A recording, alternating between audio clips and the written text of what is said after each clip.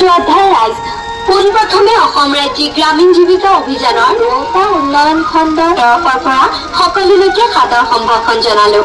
ভাৰত চৰকাৰৰ দ্বাৰা প্ৰৱৰ্তিত সম্পূৰ্ণ চৰকাৰী বীমা আঁচনি প্ৰধানমন্ত্ৰী জীৱন জ্যোতি বীমা যোজনা অৰ্থাৎ PMJJBY আৰু প্ৰধানমন্ত্ৰী সুৰক্ষা বীমা যোজনা অৰ্থাৎ PMSBY। এই মে মাহতে এই প্ৰধানমন্ত্ৰী জীৱন জ্যোতি বীমা যোজনা আৰু প্ৰধানমন্ত্ৰী সুৰক্ষা বীমা যোজনা আঁচনি নৱীকৰণ অৰ্থাৎ ৰিনুৱেল হ'ব। যিসকল ব্যক্তি ইতিমধ্যে এই আঁচনিৰ অন্তৰ্ভুক্ত হৈ আছে তেওঁলোকে বেংকত 500 টকাৰ পৰা 1000 টকা পৰ্যন্ত জমা ৰাখিলে অতি সহজে ইঞ্চুৰেঞ্চৰ ৰিনুৱেল হৈ যাব।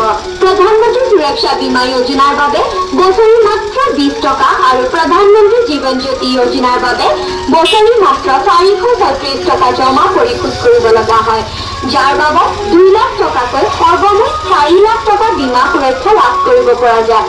যিসকল ব্যক্তি এতিয়ালৈকে এই আঁচনি অন্তৰ্ভুক্ত হোৱা নাই তেওঁলোকে বেংক পাছবুক আৰু আধাৰ কাৰ্ড লৈ বেংকৰ শাখা নাইবা বীমা সখী বাইদেউৰ ওচৰত গৈ এই আঁচনিৰ সুবিধা লাভ কৰিব পাৰিব।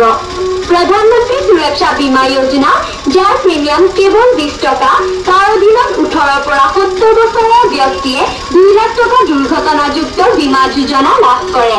প্ৰধানমন্ত্ৰী জীৱন জ্যোতি যোজনা যাৰ প্ৰিমিয়াম কেৱল 436 টকা, তাৰ অধীনত 18 পৰা 50 বছৰৰ ব্যক্তিয়ে যিকোনো বেমাৰ আজাৰ বা যিকোনো কাৰণত মৃত্যু ঘটিলে 2 লাখ টকা বীমা সুৰক্ষা লাভ কৰে।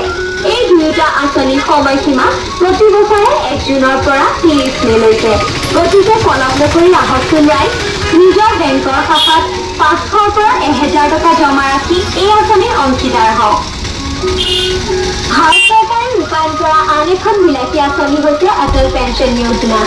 এই